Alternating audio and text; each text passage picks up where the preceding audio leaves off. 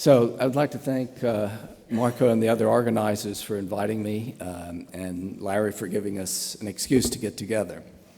I have several scientific connections to Larry, not as strong as some of the others in the symposium, and mine are in some sense more recent. But when I started my work on, I did my PhD work on split-brain patients in the late 1970s, studying conscious-unconscious interactions. And one of the things that we were interested in looking at was what happens if you put an emotional stimulus in the right hemisphere and then ask the left hemisphere what it saw as opposed to how it felt about it. And of course, the patient couldn't tell you what the stimulus was, but could give some kind of report of what the meaning of the stimulus was, the valence of the stimulus, whether it was positive or negative. So this led me to become interested in how we might study these kinds of processes in animal research, because from the point of view of the left hemisphere, the right hemisphere was an unconscious processor. So I got interested in conscious-unconscious interactions, and that led me into animal research, which took me into the amygdala. So my first connection to Larry was his seminal contribution to discovering the role of the amygdala in reward and punishment-related behaviors. And the second is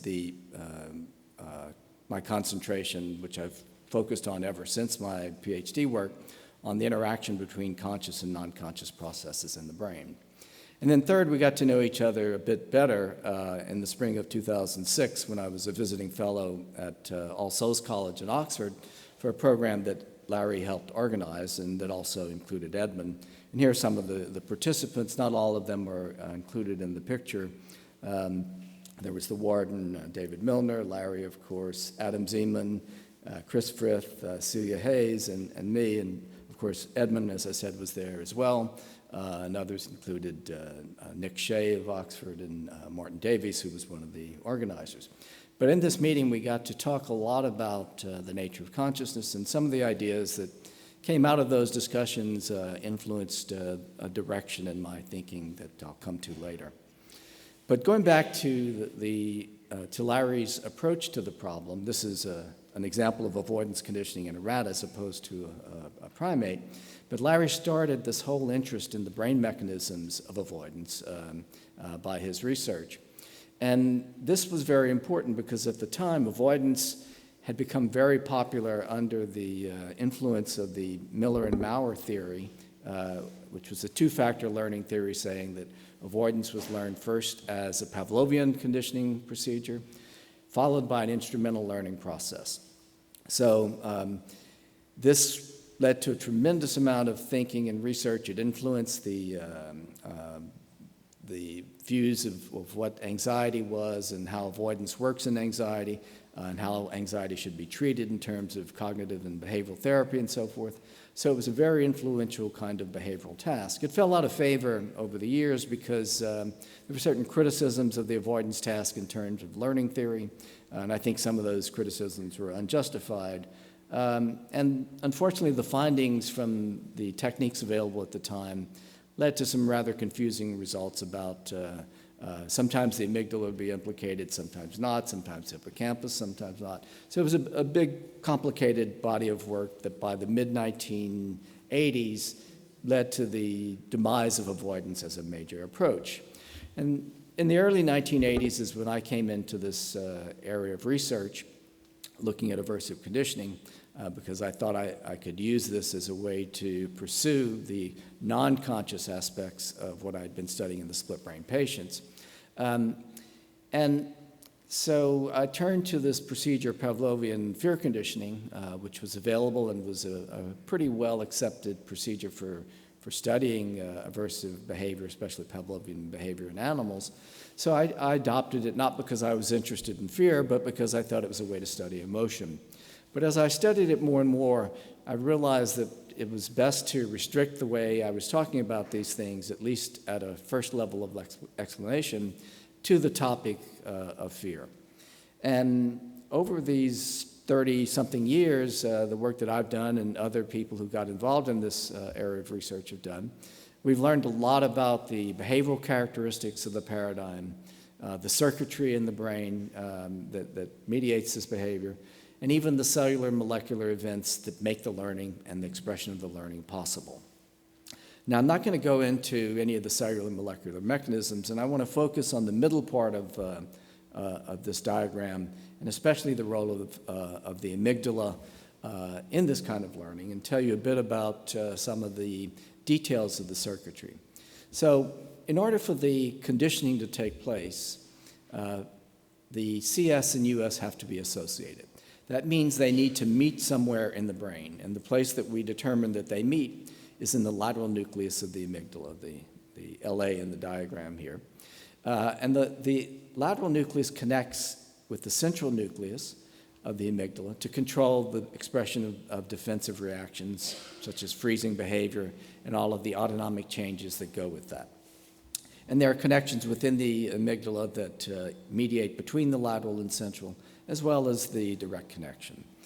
The expression of the response, importantly, involves the exact same pathway. So after the animal has learned, when you present the tone that's been paired with a shock, which is the typical way we do these studies, then it goes to the lateral amygdala, makes its way to the central nucleus, and then the responses are controlled. Now, to extinguish these responses, which is an important component of the treatment of fear and anxiety disorders, the medial prefrontal cortex, especially the infralimbic cortex, comes to be involved.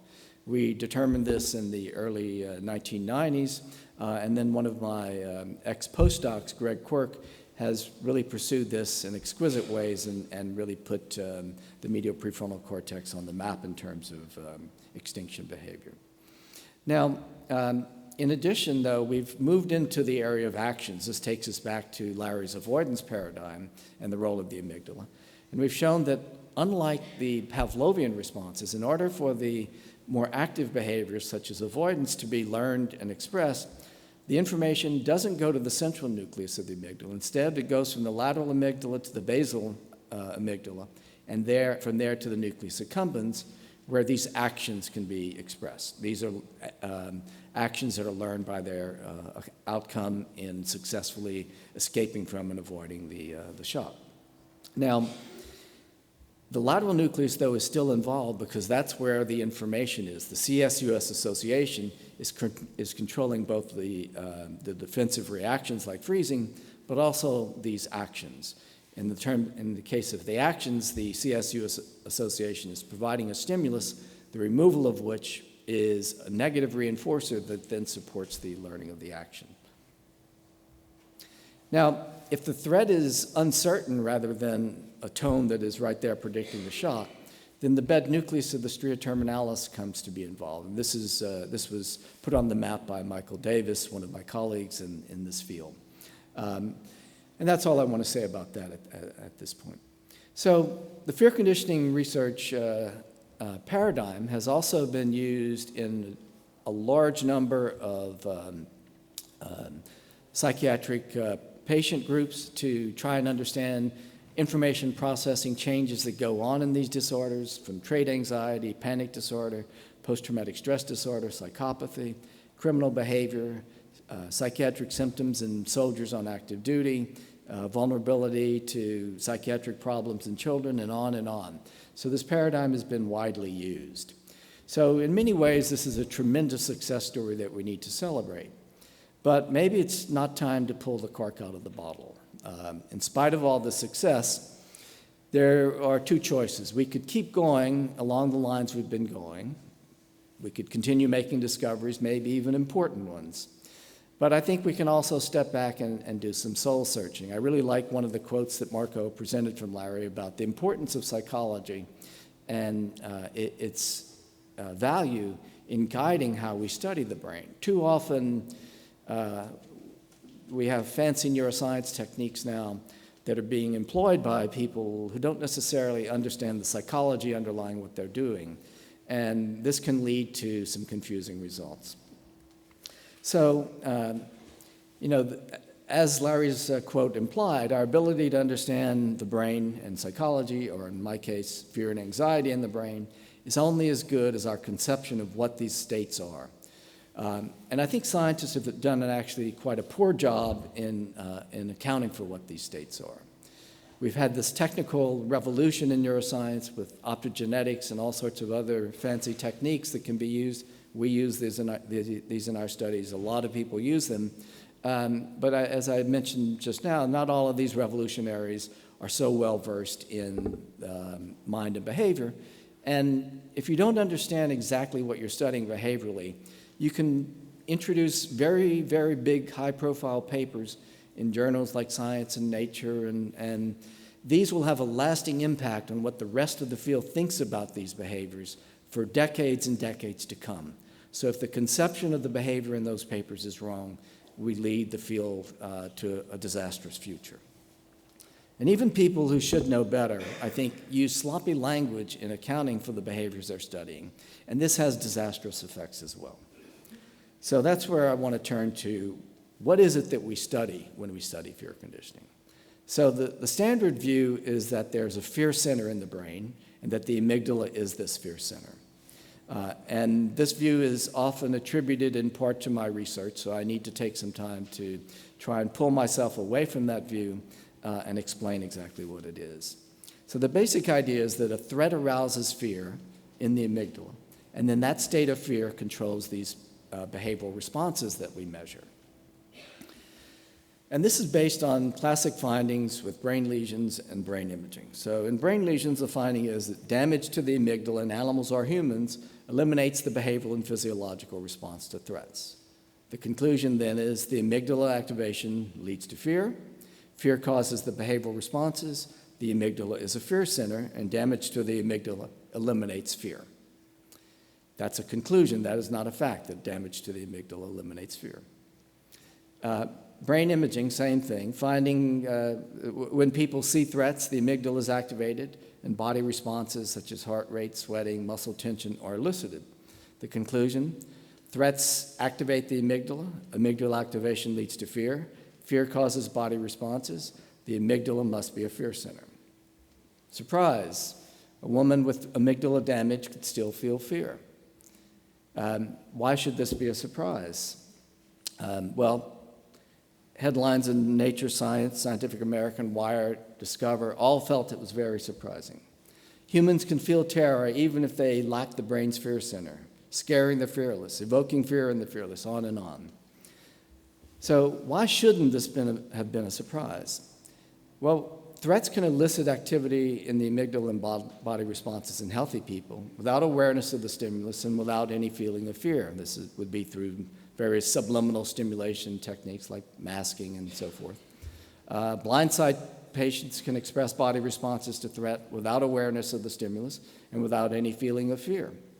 So if the amygdala is not necessary for the feeling of fear, and we can have people with normal brains responding to threats without feeling fear, and blindside patients responding to threats without feeling fear, maybe the amygdala isn't necessary for these feelings of fear, even though it's necessary for the bodily responses. Now, Liz Phelps and Adam Anderson said this in 2002, but the Feinstein paper got all the big press in 2013. So one of the problems I think happens is that we confuse the correlation of the fact that when we are afraid of something when we consciously experience fear, we often find ourselves running away or freezing and so forth. So we assume these things are coming out of the same circuit in the brain. But if the amygdala is not necessary for the feeling of fear in a human, then maybe we shouldn't be calling upon it to explain defensive behaviors in animals either. So, as a neuroscientist, we don't need fear to explain how so-called fear conditioning works. We can account for it in terms of cells and synapses, and fear is really just an extraneous concept that actually just gets in the way of everything. The CS-US association occurs through Hebbian plasticity and neuromodulatory influences from norepinephrine in the lateral amygdala. That's why the stimulus gets through the lateral amygdala, through the central amygdala, and comes to control the the defensive responses. There's no fear in that process. It's simply circuitry, inputs and outputs being connected up. That doesn't mean fear doesn't occur. It's just not what's causing these responses in so-called fear conditioning. So I think that an important step then is to clean up the language of how we talk about fear conditioning. Rather than talking about fear is occurring in the amygdala, we can simply talk about the amygdala in the case of fear conditioning as detecting threats and controlling responses. We don't need fear in there. So I really don't think fear occurs in the amygdala, and I don't think it causes the responses to threats. So the alternative view that we take here, instead of having fear in the middle here, we can put into the amygdala something called a defensive survival circuit. This is a circuit that detects and responds to threats. This allows us to talk about human threat responses, animal threat responses, including invertebrate threat responses. They don't have an amygdala, but they still respond to threats. And even single-cell microorganisms can respond to threat.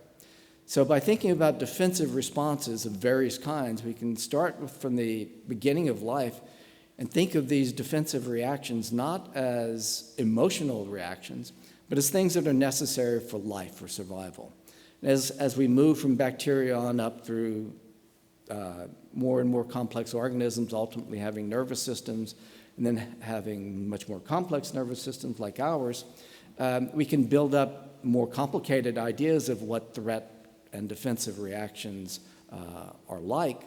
But the question is, at what point does fear come into that long chain of events? I don't know the answer to that. I don't think anyone knows, because we can't know the experiences of any other animal. But what we can say is that it occurs in humans.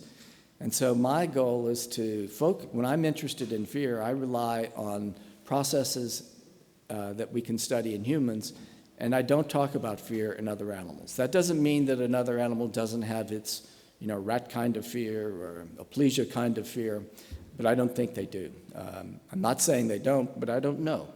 But the point is that when you have a brain that can be conscious of its own activities, then that brain can feel fear. Otherwise, it can't. So I would argue that this misunderstanding of the difference between threat detection and the feeling of fear or anxiety, which are separate but related, is widespread and is built into the conceptual basis of the research, the funding mechanisms that support the research, ideas about what underlie uncontrollable feelings of fear and anxiety in the brain, and the use of this research as a way to develop and test drugs to help people feel less fearful and anxious, and the depiction of the work in the media, obviously. So the conflation of fear with processes that detect and respond to danger has hijacked our understanding of these more fundamental processes and diminished our understanding of fear. We need a scientific view of how organisms detect and respond to danger that recognizes the difference between these processes, that can be used to study threat processing similarly in humans and other species without calling upon fear, and that accounts for how these non-conscious threat processes in humans actually does contribute to feelings of fear and anxiety. So, as I said, the simple solution is one part of the solution is to start talking about these things in a less dramatic way. A fear CS becomes a threat CS. A fear response becomes a defense response. Fear conditioning becomes threat conditioning. Less sexy, but I think more accurate in terms of what it's covering. Now, why not use Pavlov's term, defense conditioning? Now, Pavlov didn't talk about fear conditioning. That didn't come in until Watson and then Miller and Maurer later. Pavlov's defense conditioning, the problem with that for me, it implies that the responses get conditioned, but that's not what happens in Pavlovian conditioning. In Pavlovian conditioning, you have a more or less innate response that comes to be coupled to a novel stimulus. What gets learned is the stimulus that's going to control that response.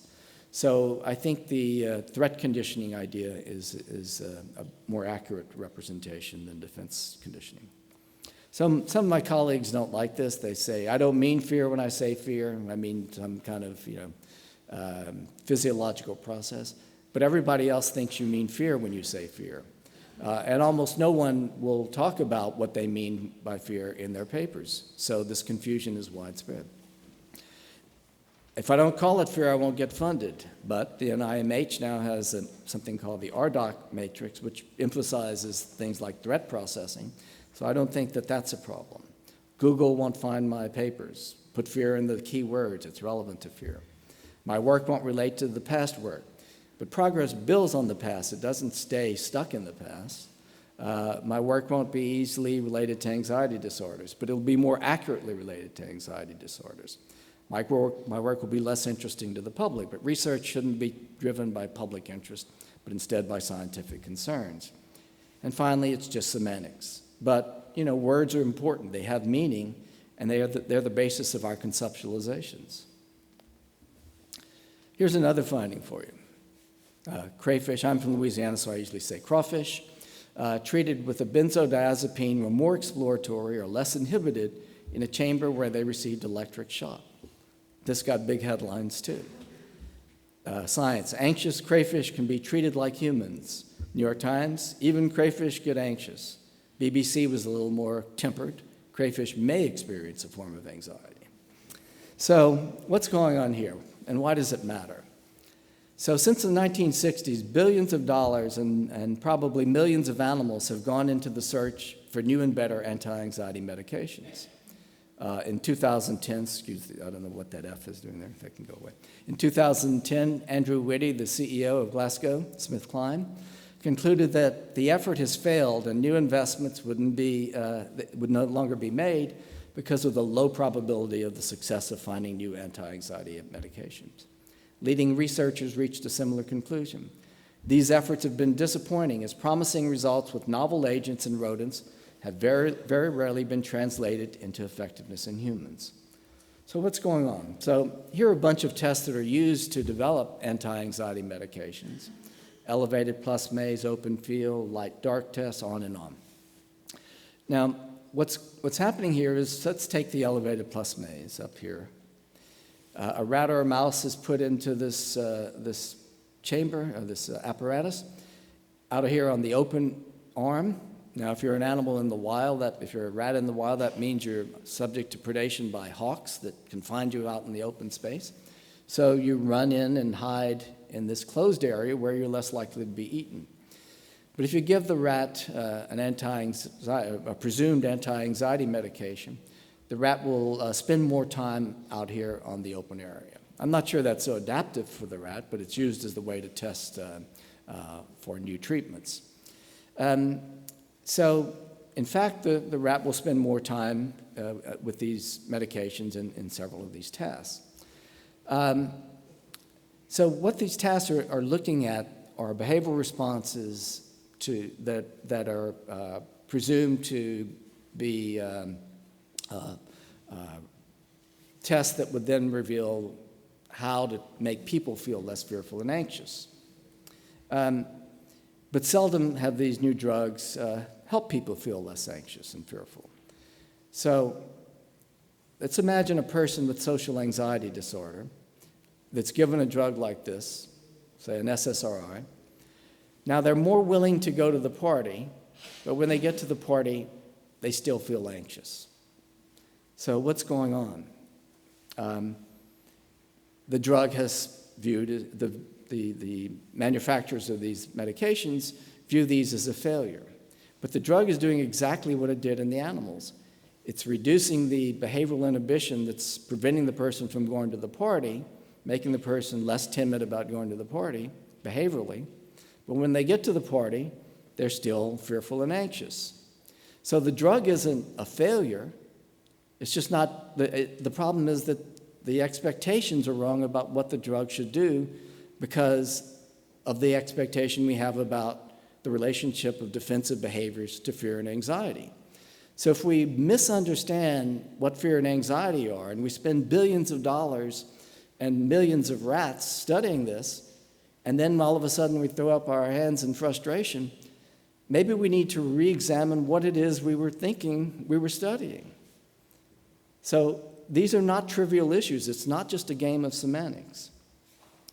So, I think, it's wrong to say that the drugs are a failure, because it is important for a person with social anxiety to go to the party so they can begin to extinguish a little bit. So this is a way of doing self-exposure therapy. The drug helps you do exposure therapy. So it's not a failure. It's just that the outcome is different from what was expected.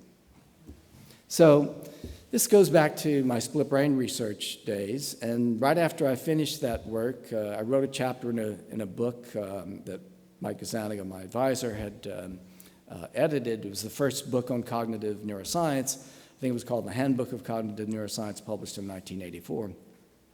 And I proposed that a so-called emotional stimulus out there in the world goes through the brain through two different pathways. One, to give rise to the conscious experience of emotion, and another that generates non-conscious behavioral and physiological responses that the conscious brain then interprets when it notices that the heart is beating faster or that it's performing some so-called emotional response.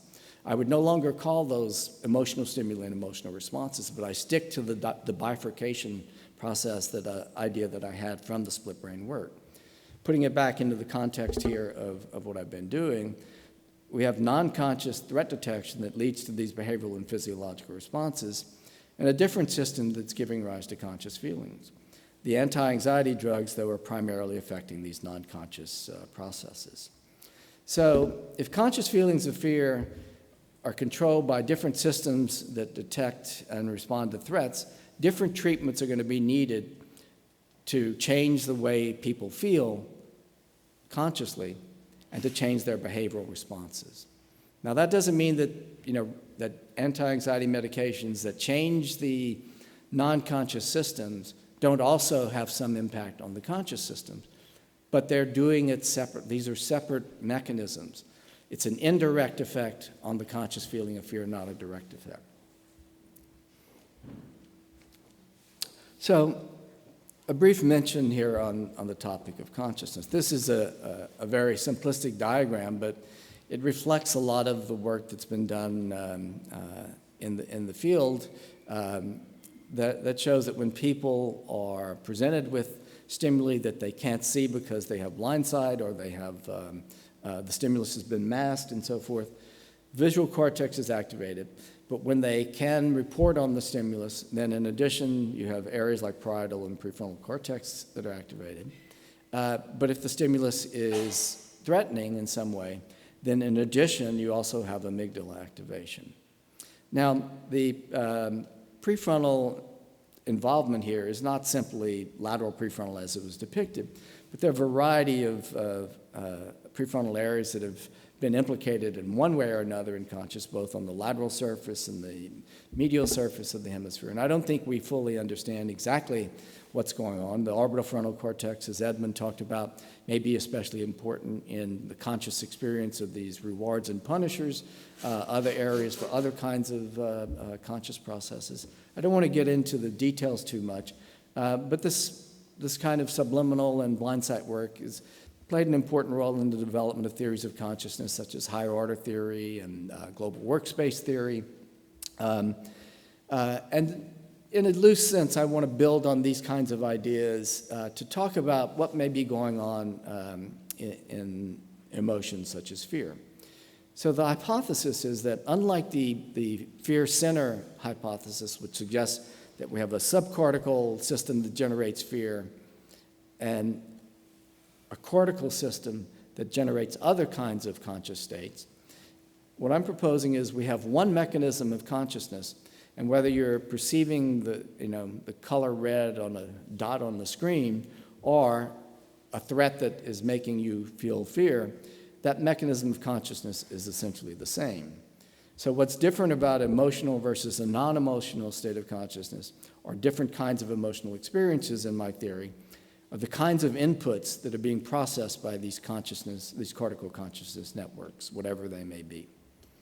So what I would say is that emotions are conscious experiences, the feelings are conscious experiences. Feelings occur when faced with when a threat are fundamentally or not fundamentally different mechanistically from the feelings such as pride, envy, and jealousy. Sometimes these are called basic versus non-basic emotions. I don't think we need that distinction. I think all we need to do is talk about different inputs to the consciousness system. So the inputs, these differences in the way that different emotions feel is due to these non-emotional underpinnings, what we can call ingredients, and how these are cognitively evaluated or appraised and integrated, including, we might say, attributed and constructed in these prefrontal circuits. So some of the ingredients would be survival circuit activation, arousal system, body feedback, long-term explicit and implicit memories, expectations and schema and so forth.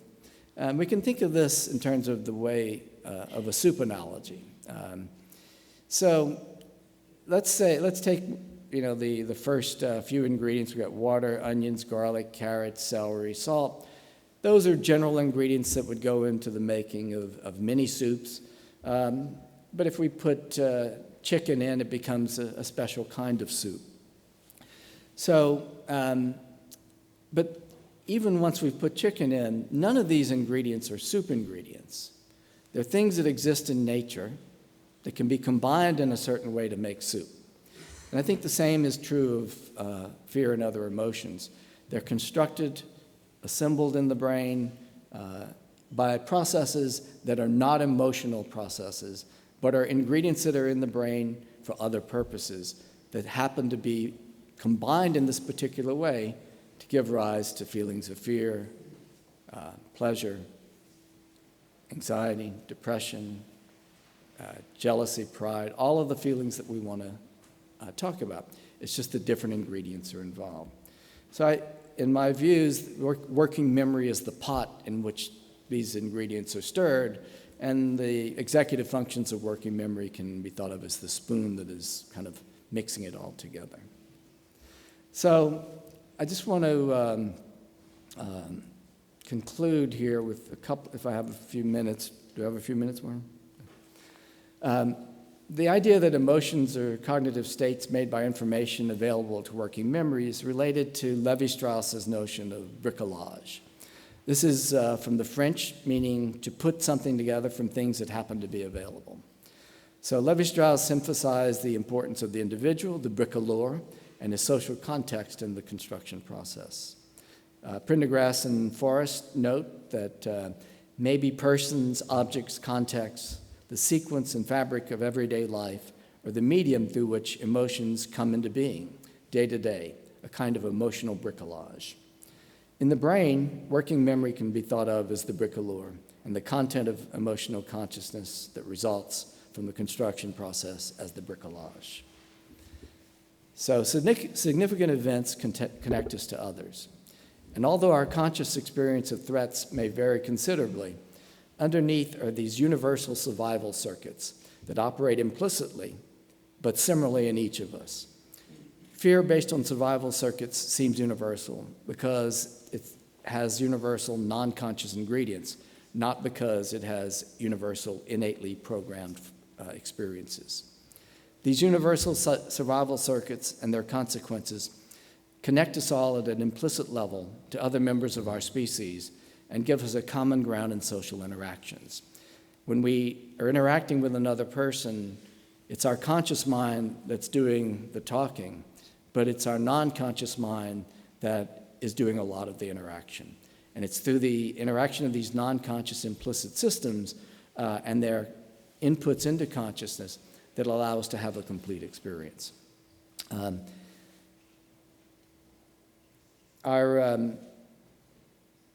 In the same way, I think survival circuits connect us to other species.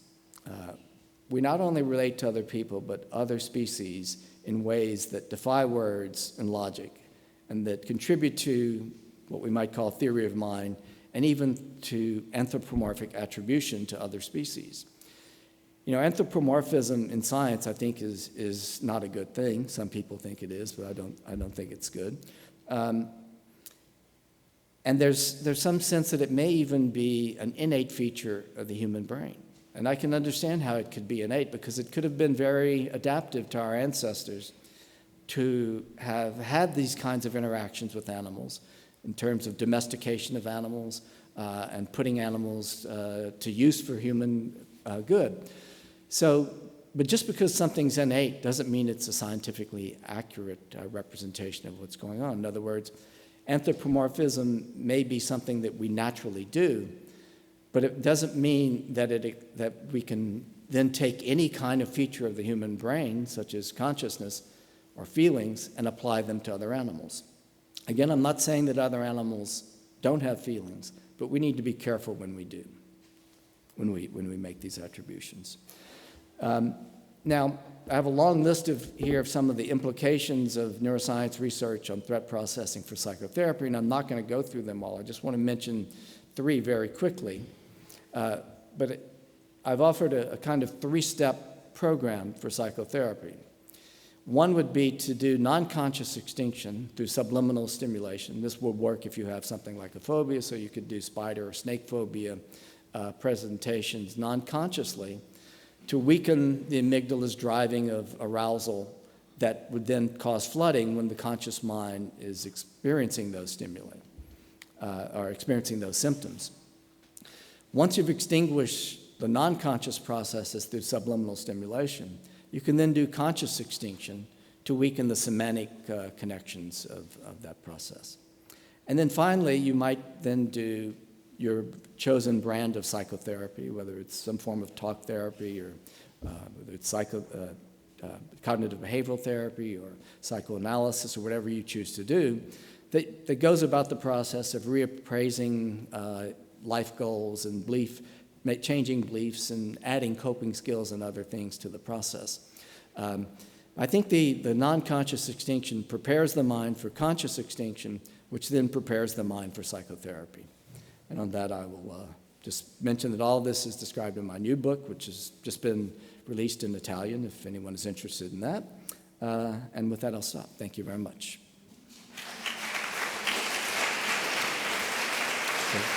Should we do that?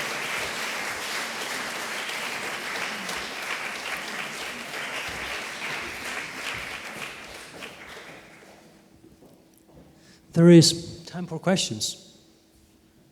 Edmund. Thank you, Joe, for, and this is for Larry Weiskrantz, for a super talk. Okay, so I think you're emphasizing multiple routes for behavioral output. And one thesis might be that the rodent amygdala is perhaps less important in primates than humans, and other cortical areas, such as orbitofrontal cortex, has taken over many of those functions. So it might be wrong to dismiss the whole concept of fear. Why not look in other bits of the brain than the amygdala? Why not look in the orbitofrontal cortex? And just to summarize, we've done many studies of patients with brain damage in the orbitofrontal cortex, and they reflect many changes of emotion, including reduced subjective, as it were, conscious emotion. So could it be that we will still find fear in the brain, which I think is one of Larry Weiskrantz's aims, to find the psychological thing, but it might be somewhere other than the amygdala, at least in primates and humans? Well, I maybe you misunderstood what I said, but I said the amygdala has nothing to do with fear. So I'm perfectly happy to say that the orbitofrontal cortex may play an important role in fear. That's right, but I wanted to be sure we didn't dismiss the psychological construct of fear. I'm not dismissing it. I'm saying it's a cortical process. It's not an amygdala process. My first goal in this talk is to get fear out of the amygdala, and then we can discuss how it comes about, but the main thing is to get it out of the amygdala.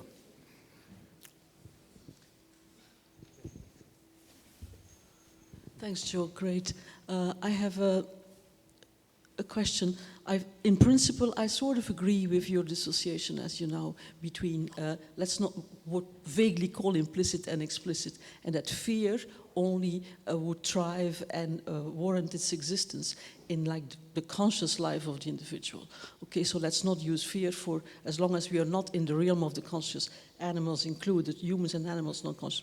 However, that's a problem when you talk about, when you then connect with phobias, because phobias are typically about certain objects, well-defined objects that are perceived, etc., etc. So is it actually feasible to extend your approach to studies, to fear experiences with unconscious triggers? And are you then not forced to say that the representation of the object that triggers the fear does not exist as such in the non-conscious processing, for example, in the visual systems? And it's maybe a bit of a difficult question, but if I extend your approach to include not just studies that you're fear conditioning with electroshocks, etc., but fear processes, whatever we call them, triggered by objects, natural objects in the environments, are you not actually saying that the existence of those objects dissolves in non-conscious processing? You only have the link between the fear and the object as long as you're staying in the explicit processing realm. Well, I think, it's important to make the point that most of what the brain does, it does non-consciously. So even object perception, object processing in the visual cortex is non-conscious until it's conscious. So there's a lot of non-conscious representation even in cortical areas. It's not all subcortical. So I'm describing a simple subcortical process that controls defensive responses, but in the case of a phobia, in addition to that subcortical process, you have a lot of non-conscious processing of the object and its consequences for behavior through those kinds of circuits. But what's the neurophysiological status of non-conscious objects? I mean, I'm just making it into a boutade. Do non-consciously perceived spiders exist in the brain? Perceived is a loaded word. Yeah, but so is non-conscious processing. So, but obviously, I mean, we know that I'm not sure I understand. Of course, there's let's say, I mean, my view would be that by the time it gets to the inferotemporal cortex, you have some kind of object representation, but until you've retrieved that into working memory, you're not conscious of that representation. But it's still the same representation then for you, which was the core of my question. Say again? It's still the same representation. I mean, there is an ontology of non-conscious objects that sort of populate or implicit processing, and when we then become conscious of it, there is still transparency between those levels. Is that a question or a statement? That's a question. I mean, I see it's a contradiction in your position when you push it through to non-conscious, to the phobia system, for example. Well, maybe we can talk about it later because I'm not quite getting it. Thank you.